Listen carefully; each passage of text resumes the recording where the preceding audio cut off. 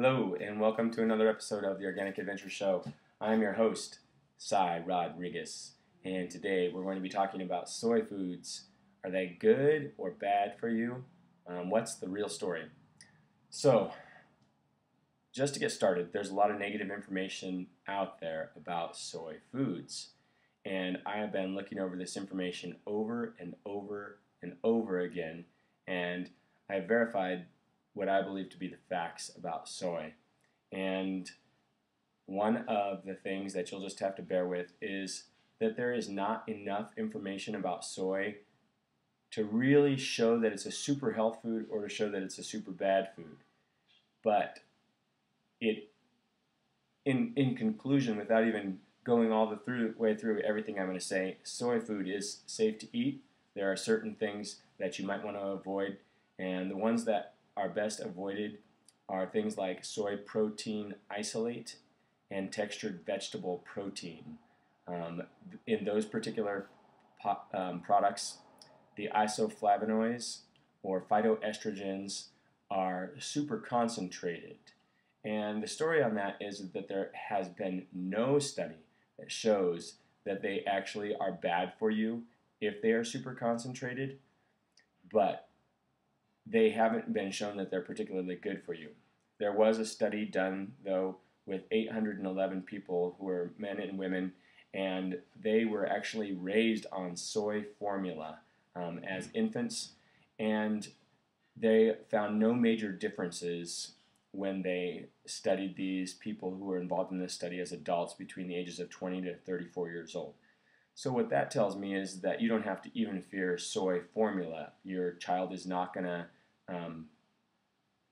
be any different than a normal child for the most part based upon having soy formula according to the research that's been done. So if somebody tries to tell you that, it means that they've been given some propaganda that is very biased about soy and that really isn't going off of factual information.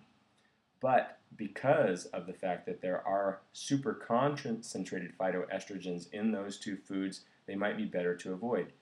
Those ones also might be better to avoid because there could be some traces, for example, in soy protein isolate of nitrous amines, and this is because of a particular drying method used in creating powdered foods, including powdered milk and other things that are not soy foods. So it's not just soy in this case, it's the super processed refined foods.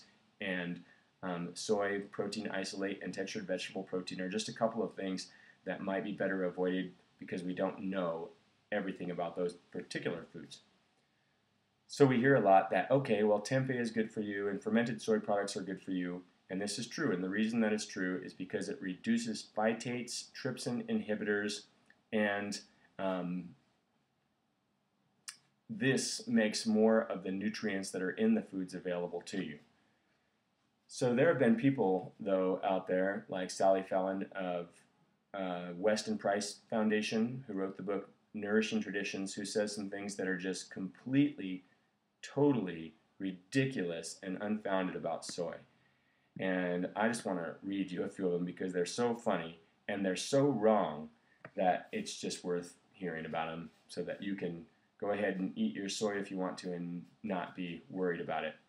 Sally Fallon said that zinc deficient in vegetarians causes a spacey feeling that seems like enlightenment.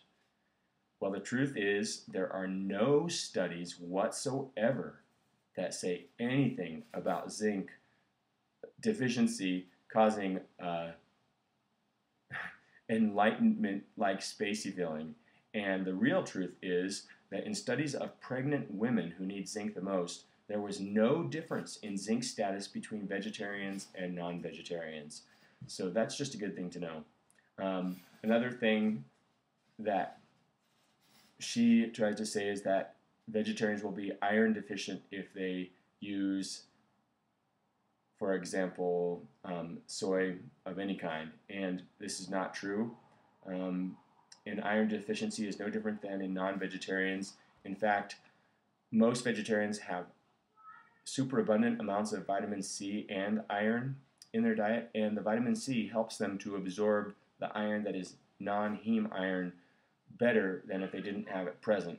But there's such an abundance of iron in a vegetarian diet anyway that just in studies, there's no difference